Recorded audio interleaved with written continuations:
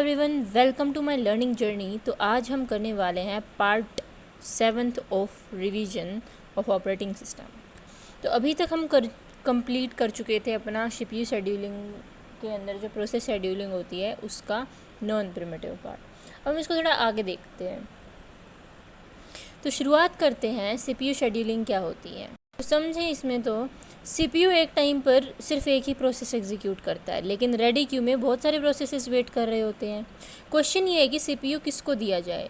इसी डिसीजन को CPU scheduling कहते हैं। CPU scheduling is a process of selecting one process from the ready queue and allocating the CPU to it for execution.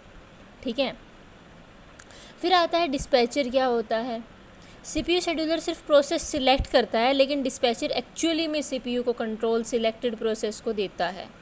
जो CPU का जो control है वो उसको दे देता है। सिंपली हम इसकी ट्रिक याद रखें तो शेड्यूलर जो है वो सिलेक्ट करता है, डिस्पैचर जो है वो डिस्पैच करता है, यानी कि सीपीयू को हैंड ओवर करता है। अब इसके अंदर हम आते हैं टाइप्स ऑफ शेड्यूलिंग के अंदर। सीपीयू शेड्यूलिंग के दो टाइप्स होते हैं, एक होता है नॉन प्रिमिटिव शेड्यूलिंग, एक होती है प्रिमिटिव शेड्यूलिंग। अब नॉन प्रिमिटिव शेड्यूलिंग क्या होती है, एक बार सीपीयू किसी प्रोसेस को दे दिया तो सीपीयू उस प्रोसेस से वापस नहीं लिया जा सकता जब तक प्रोसेस एग्जीक्यूट करके कंप्लीट ना हो जाए, ठीक है, या वेट स्टेट में ना चली जाए। बीच में ऑपरेटिंग सिस्टम उसको डिस्टर्ब नहीं करता। That is non preemptive scheduling. Advantage क्या है इसकी, आपको डिस्टर्ब नहीं करता तो इसकी इम्प्लीमेंटेशन आसान रहती है, कंटेक्स्ट स्विचिंग इसमें कम होती है, ओवरहेड भी कम होते हैं, इजी टू इम्प्लीमेंट होती है। पर इसके अंदर कुछ वो भी है, कमियां भी हैं, जैसे कि लॉन्ग प्रोसेस आ गई तो सीपीयू ऑक्यूपाई कर लेगा तो वेटिंग टाइम बहुत ज़्यादा बढ़ जाएगा, जिससे कॉन्वेव इफेक्ट आ जाएगा। इंटरेक्टिवली सिस्टम के लिए सूटेबल नहीं है। जो इंटरेक्टिव सिस्टम होता है ना, जैसे जिसके साथ हमें साथ के साथ रिप्लाई चाहिए, वैसे सिस्टम के लिए सूटेबल नहीं है। फिर आती है हमारे पास preemptive scheduling. Operating system process से सीपीयू वापस ले सकता है, इसके अंदर उसमें नहीं ले सकता था, इसमें वापस ले सकता है। अगर किसी और प्रोसेस को सीपीयू देना ज़रूरी है तो करंट प्रोसेस को इंटरप्ट कर दिया जाता है ऐसी कंडीशन के अंदर। ये होता कब है, जब टाइम क्वांटम एक्सपायर हो जाए या हायर प्रायोरिटी प्रोसेस का रेडी क्यू में वो आ जाए। ठीक है, सपोज करो कि टाइम क्वांटम है 4 और P1 का बस टाइम है 10 माइक्रोसेकेंड।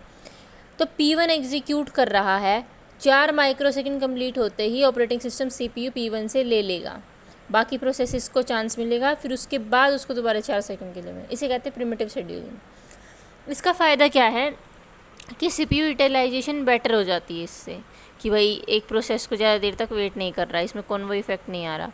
ठीक है, सेकंड चीज़, रिस्पॉन्स टाइम कम हो जाता है। इंटरेक्टिव सिस्टम के लिए बेस्ट है, हर प्रोसेस को चांस मिलता है, फेयर शेड्यूलिंग होती है, क्योंकि टाइम फिक्स कर दिया कि हर किसी को इतने टाइम मिलेगा। ऐसा तो है नहीं कि कोई बहुत बड़ा प्रोसेस है तो उसने पूरा टाइम घेर के बैठ गया है, अब बाकियों की बारी ही नहीं आ रही है। और डिसएडवांटेज क्या है, इसकी कंटेक्स्ट स्विचिंग इसमें बहुत ज़्यादा हो जाती है। नॉन प्रिमिटिव वर्सेस प्रिमिटिव में अगर हम फ़र्क देखें तो नॉन प्रिमिटिव के अंदर सीपीयू फोर्सफुली नहीं लिया जा सकता, सिंपल होता है, लेस ओवरहेड होता है, पुअर रिस्पॉन्स टाइम होता है, कॉन्वॉय इफेक्ट इसमें पॉसिबल होता है। वहीं प्रिमिटिव की बात करें तो सीपीयू को फोर्सफुली ले सकता है, फास्ट रिस्पॉन्स होता है, बेटर सीपीयू यूटिलाइजेशन होता है, कॉन्टेक्स्ट स्विचिंग भी ज़्यादा होती है और ओवरहेड भी ज़्यादा होते हैं। अब बात करते हैं हम गोल्स ऑफ सीपीयू शेड्यूलिंग भी, हमारा मकसद क्या है सीपीयू शेड्यूलिंग करने का। ऑपरेटिंग सिस्टम क्या अचीव करना चाहता है बेसिकली, इसका मेन गोल ये है कि मैक्सिमम सीपीयू यूटिलाइज हो जाए, मैक्सिमम थ्रूपुट निकल जाए, मिनिमम टर्न अराउंड टाइम हो और मिनिमम वेटिंग टाइम और मिनिमम रिस्पॉन्स टाइम हो, बस, इसके अलावा कुछ नहीं। इनको थोड़ा डेप्थ में पढ़ते हैं। तो मैक्सिमम सीपीयू यूटिलाइजेशन का मतलब ये है कि सीपीयू आइडल नहीं रहना चाहिए, मैक्सिमम टाइम तक सीपीयू बिजी रहना चाहिए। ठीक है, सीपीयू जितना बिजी होगा वो अच्छी बात है, सीपीयू अगर वेला बैठा है तो वो गलत बात है। मैक्सिमम थ्रूपुट की क्या समझ रहे हो कि थ्रूपुट क्या होता है, एक यूनिट टाइम में कितना प्रोसेस कंप्लीट हुआ, दैट इज़ द थ्रूपुट। ठीक है, और हमें चाहिए मैक्सिमम थ्रूपुट, यानी कि एक यूनिट टाइम में बहुत ज़्यादा प्रोसेस हो जाए। ठीक है, उसके बाद आता है minimum turn around time. Turn around time is a process, मतलब इसमें क्या होता है ना, प्रोसेस के अराइवल से लेके कंप्लीशन तक का जो टोटल टाइम होता है उसे हम मिनिमम टर्न अराउंड, मतलब उसे हम टर्न अराउंड टाइम कहते हैं, और वो मिनिमम होना चाहिए कि हमारा प्रोसेस जल्दी कंप्लीट हो जाए, है ना। Next is minimum waiting time, यानी कि रेडी क्यू में जब प्रोसेस कितनी देर वेट कर रहा है उस वाले टाइम को हम कहते हैं सिर्फ वेटिंग टाइम, और ये हमें चाहिए मिनिमम। इसका फॉर्मूला क्या होता है, turn around time minus burst time. उसके बाद आते हैं हम मिनिमम रिस्पॉन्स टाइम पे। तो रिस्पॉन्स टाइम क्या होता है, प्रोसेस को रेडी क्यू में आने के बाद पहली बार सीपीयू कब मिला, ठीक है, that is the response time, कि पहली बार कब मिला, तो वो भी मिनिमम होना चाहिए कि जल्दी से जल्दी मिल जाए। First CPU start time minus arrival time, okay. और इंटरेक्टिव सिस्टम में response time is very important. इसकी टर्मिनोलॉजी समझते हैं कुछ, ये फार्मूलाज ऑलमोस्ट हर कहीं काम आते हैं। सबसे पहले एटी हम किसको कहते हैं, अराइवल टाइम को। जब टाइम प्रोसेस रेडी क्यू में आता है तो उसको हम अराइवल टाइम बोलते हैं, ठीक है। बर्स्ट टाइम क्या होता है, सीपीयू को प्रोसेस कंप्लीट करने में जितना एग्जीक्यूशन टाइम चाहिए उसे हम बर्स्ट टाइम कहते हैं। कंप्लीशन टाइम, जिस टाइम प्रोसेस कम्प्लीटली फिनिश हो जाता है। टर्न अराउंड टाइम, अराइवल से कंप्लीशन तक का टोटल टाइम। उसके बाद वेटिंग टाइम, रेडी क्यू में कितनी देर वेट करा वो वाला time. Response time, first CPU allocated time minus arrival time, ठीक है। सीपीयू एलोकेट हुआ था 3 माइक्रो सेकेंड पे, और सीपीयू मिला, सॉरी अराइवल टाइम में 3 माइक्रो सेकेंड, और सीपीयू मिला मान लो हमें 7 पे, तो हमारा रिस्पॉन्स टाइम क्या होगा, 4 होगा, okay. Now moving to the next topic, that is come first serve scheduling. तो जो प्रोसेस सबसे पहले रेडी क्यू में आ गया, सीपीयू भी उसी को सबसे पहले मिलेगा। फर्स्ट कम फर्स्ट सर्व ये कहता है, बिल्कुल रियल लाइफ क्यू की तरह। जैसे बैंक या रेलवे टिकट काउंटर पर जो पर्सन पहले लाइन में आता है उसका काम पहले हो जाता है, वैसे ऑपरेटिंग सिस्टम भी एक कंसेप्ट फॉलो करता है। इसकी प्रॉपर डेफिनेशन देखें तो it is a non preemptive scheduling algorithm in which the process that arrives first gets the CPU first time, ठीक है। यानी सीपीयू एलोकेट सिर्फ अराइवल टाइम के बेसिस पर होता है, या बस टाइम या प्रायोरिटी मैटर नहीं करती। इट इज़ नॉन प्रिमिटिव, मतलब क्या हुआ, एक बार सीपीयू मिल गया तो उससे फोर्सफुली नहीं लिया जा सकता, वो तब तक एग्जीक्यूट करता रहेगा जब तक प्रोसेस कंप्लीट ना हो जाए या वेट स्टेट में ना चली जाए, बीच में कोई इंटरप्ट नहीं होता। और इसी वजह से first come first serve non preemptive scheduling algorithm है। आगे बात करते हैं इसकी वर्किंग के बारे में। तो सपोज़ करो कि एक रेडी क्यू में प्रोसेस है P1 P2 P3। P1 का अराइवल टाइम है 0, P2 का 2, P3 का 4। तो सबसे पहले P1 आया तो सीपीयू P1 को मिलेगा, उसके बाद P2 आया तो P2 को मिलेगा, उसके बाद P3 को। चाहे P3 का बस टाइम सिर्फ 1 माइक्रो सेकेंड ही क्यों ना, उससे वेट ही करना पड़ेगा, ठीक है। नेक्स्ट आते हैं हम अपने advantages of first come first serve. देखो बहुत सिंपल होता है, सबसे इजी शेड्यूलिंग एल्गोरिथम है, इम्प्लीमेंट करना भी इजी है। सेकंड, ये फेयर होता है, जो पहले आया उसको पहले सीपीयू मिला, किसी प्रोसेस के साथ कोई अनफेयर बिहेवियर नहीं है। तीसरा, इसके अंदर स्टारवेशन नहीं होता, हर प्रोसेस को इवेंचुअली सीपीयू मिलता ही है, इसलिए स्टारवेशन नहीं होती। लेस ओवरहेड, कंटेक्स्ट स्विचिंग कम होती है, और इम्प्लीमेंटेशन सिंपल होती है। आगे आती है इसकी डिसएडवांटेज कि इसके अंदर कॉन्वॉय इफेक्ट होता है, यानी कि फर्स्ट कम फर्स्ट सर्व से सबसे बड़ी प्रॉब्लम ही ये है, ठीक है, कि एक प्रोसेस को मान लो सीपीयू शेड्यूल हो गया, अब वो बहुत लंबा टाइम ले रहा है, दूसरे को होने की बारी नहीं आ पा रही है, ठीक है। Second disadvantage is average waiting time is high. इसके अंदर जो अगर फर्स्ट प्रोसेस का बस टाइम बहुत बड़ा हो तो सबको वेट करना पड़ेगा, उससे एवरेज वेटिंग टाइम बहुत बढ़ जाएगा। पुअर सीपीयू यूटिलाइजेशन होता है इसमें, कभी कभी सीपीयू एफिशिएंट तरीके से यूटिलाइज नहीं होता। इंटरैक्टिव सिस्टम के लिए सूटेबल नहीं है ये, इंटरैक्टिव कह रही हूँ मैं, इंटरैक्टिव सिस्टम के लिए यूज़र को क्विक रिस्पॉन्स नहीं मिलता, ठीक है। अब कॉन्वॉय इफेक्ट को थोड़ा ध्यान से पढ़ते हैं, हम 2-3 बार पढ़ चुके, कॉन्वॉय इफेक्ट होता है, इसमें नहीं होता, इसमें होता है। तो ये है क्या, ये फर्स्ट कम फर्स्ट सर्व का सबसे इंपॉर्टेंट कंसेप्ट है। Convoy effect is a situation where one long process makes all short processes wait, increasing the average waiting time. Simple language में बोलूँ तो एक बड़े प्रोसेस सीपीयू एक्यूपाई कर लेता है, उसके पीछे जितने छोटे प्रोसेस होते हैं सबको अननेसेसरी वेट करना पड़ता है, ठीक है। उसके बाद आते हैं हम अपने पास नेक्स्ट पे कि कॉन्वॉय इफेक्ट का सोल्यूशन क्या है। शॉर्टेस्ट जॉब फर्स्ट या फिर शॉर्टेस्ट रिमेनिंग टाइम फर्स्ट, क्योंकि ये छोटे प्रोसेसेस को पहले एग्जीक्यूट करता है, इससे एवरेज वेटिंग टाइम बहुत कम हो जाता है, ठीक है। तो first come first serve versus convoy effect हम देख चुके। आगे हम बात करते हैं अब इसी की, अपनी शॉर्टेस्ट जॉब फर्स्ट की। फर्स्ट कम फर्स्ट सर्व में हमने देखा कि प्रोसेस अराइवल टाइम के बेसिस पर सिलेक्ट होता है, लेकिन SJF यानी कि शॉर्टेस्ट जॉब फर्स्ट में ऐसा नहीं होता। ये CPU हमेशा उस प्रोसेस को चूज़ करता है जिसका बर्स्ट टाइम सबसे कम होता है और इसीलिए इसका नाम है shortest job first. It is a CPU scheduling algorithm in which the process with the smallest CPU burst time is executed first। ठीक है, इसकी ज़रूरत क्या है?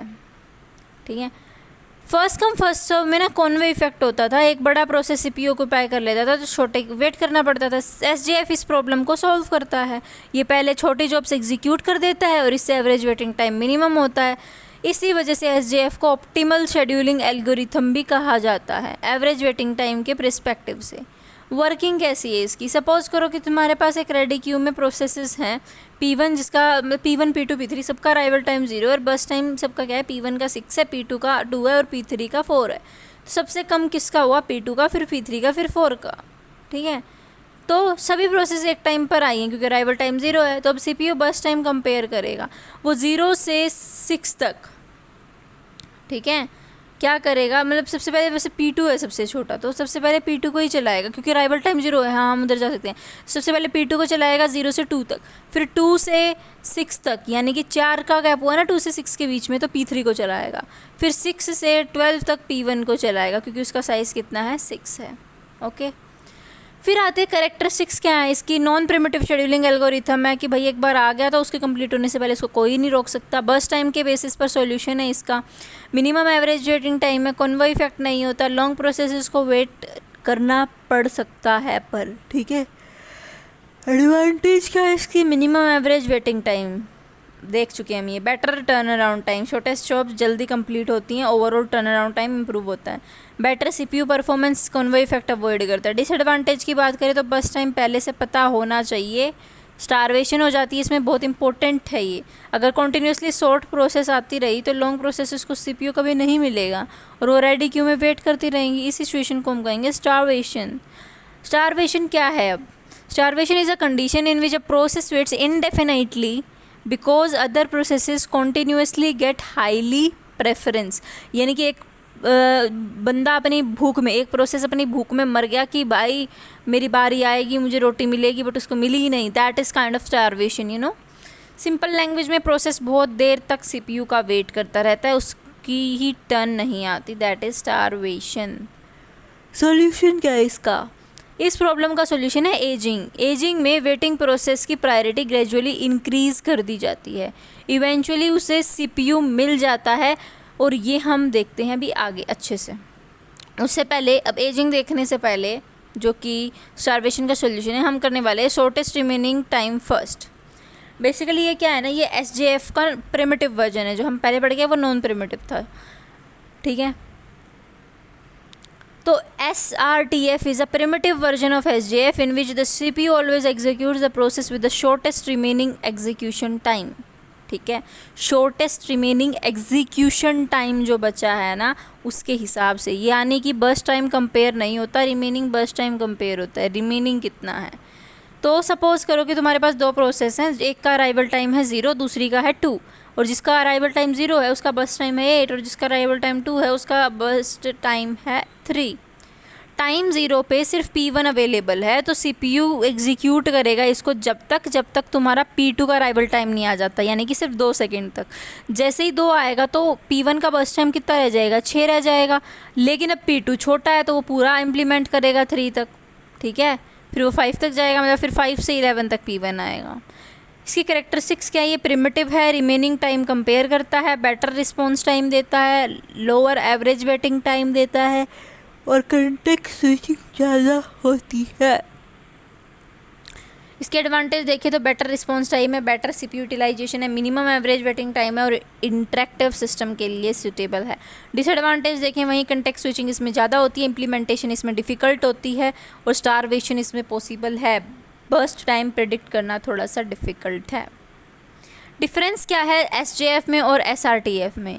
एक नॉन प्रिमिटिव होता था, ये प्रिमिटिव है। वो बर्स्ट टाइम कंपेयर करता था, ये रिमेनिंग टाइम कंपेयर करता है। वो रनिंग प्रोसेस इंटरप्ट नहीं होती थी उसके अंदर, इसमें रनिंग प्रोसेस इंटरप्ट हो सकती है। वो लेस कॉन्टेक्स्ट स्विचिंग करता था, ये बहुत ज़्यादा कॉन्टेक्स्ट स्विचिंग करता है। वो सिंपल था, ये मोर कॉम्प्लेक्स है। करने वाले हैं आज का अपना लास्ट पार्ट, बाकी हम कल करेंगे, ठीक है। तो ये सीपीयू शेड्यूलिंग की एक और इम्पोर्टेंट एल्गोरिथम है जिसका नाम है प्रायोरिटी शेड्यूलिंग, ठीक है। इस एल्गोरिथम में सीपीयू अराइवल टाइम या बर्स्ट टाइम के बेसिस पर प्रोसेस सिलेक्ट नहीं करता, क्योंकि अभी तक मैंने ऐसा क्यों बोला, क्योंकि पहले हम ये सब के बेसिस पर करके आए हैं। ये सीपीयू प्रायोरिटी के बेसिस पर प्रोसेस एग्जीक्यूट करता है कि जिस प्रोसेस की प्रायोरिटी ज़्यादा होगी उसको सीपीयू पहले मिलेगा। What is priority? सबसे पहले समझ जाते हैं कि प्रायोरिटी होती क्या है। प्रायोरिटी एक नंबर होता है जो बताता है कि किसी प्रोसेस की इंपॉर्टेंस कितनी है। ऑपरेटिंग सिस्टम इसी प्रायोरिटी वैल्यू के बेसिस पर डिसाइड करता है कि सीपीयू किस प्रोसेस को दिया जाएगा। हर ऑपरेटिंग सिस्टम में प्रायोरिटी नंबर सेम नहीं होता। कुछ ऑपरेटिंग सिस्टम्स में smaller the number and higher the priority, और कुछ में larger the number higher the priority, ठीक है। इसकी डेफिनेशन क्या है? Priority scheduling is a CPU scheduling algorithm in which the process with the highest priority gets the CPU first. CPU हमेशा सबसे इंपॉर्टेंट प्रोसेस को पहले एग्जीक्यूट करेगा। इसकी टाइप्स होते हैं दो, एक होता है नॉन प्रिमिटिव, एक होता है प्रिमिटिव। नॉन प्रिमिटिव यानी कि एक बार किसी प्रोसेस को सीपीयू मिल गया तो उससे आप छीन नहीं सकते फोर्सफुली, चाहे उसके बाद कोई और प्रोसेस हाइयर प्रायोरिटी लेकर आ जाए। करंट प्रोसेस पहले कंप्लीट होगा इसके अंदर और उसके बाद ही नेक्स्ट प्रोसेस एग्जीक्यूट होगा, समझ गए। उसके बाद आते हैं इसकी advantages. Simple implementation, less context switching, low overhead. Disadvantages, higher priority process को भी वेट करना पड़ सकता है, पुअर रिस्पॉन्स टाइम है। अब आते हैं प्रिमिटिव के ऊपर। तो इसके अंदर आप चेंज कर सकते हो बीच में। अगर एग्जीक्यूशन के बीच में कोई higher priority process ready queue में आ जाए तो ऑपरेटिंग सिस्टम करंट प्रोसेस से सीपीयू वापस ले लेता है और सीपीयू हाइयर प्रायोरिटी प्रोसेस को दे देता है। इस प्रोसेस को हम प्रीएम्पशन कहते हैं, ठीक है। एडवांटेज क्या है इसकी? बेटर रिस्पॉन्स टाइम देता है, इम्पोर्टेंस प्रोसेसर्स जल्दी एग्जीक्यूट हो जाती है, जो जरूरी प्रोसेस होती है वो जल्दी हो जाए, हाइयर प्रायोरिटी वाली। रियल टाइम सिस्टम के लिए सूटेबल है। डिसएडवांटेज क्या है? कंटेक्स्ट स्विचिंग इसमें भी ज़्यादा होती है, ओवरहेड बढ़ते हैं और स्टारवेशन हो सकती है, ठीक है। अब हम स्टारवेशन देखेंगे थोड़ा अच्छे से। हम पहले भी देख के आ चुके हैं, फिर इसके बाद हम इसका सोल्यूशन भी देखने वाले हैं, इसलिए एक बार इसको दोबारा देख रहे हैं। Starvation is a condition in which a process waits indefinitely because higher priority process continuously keep getting the CPU, ठीक है।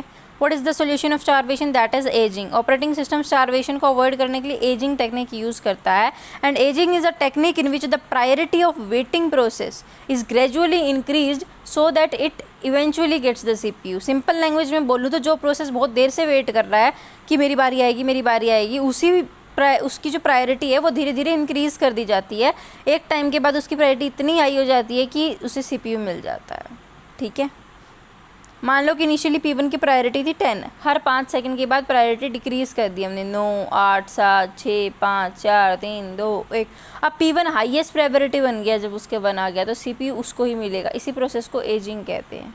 आई होप आपको वीडियो अच्छी लगी होगी। अच्छी लगी तो वीडियो को लाइक कर देना, चैनल को सब्सक्राइब कर देना। मिलते हैं नेक्स्ट लेक्चर के अंदर। Thank you so much, bye bye.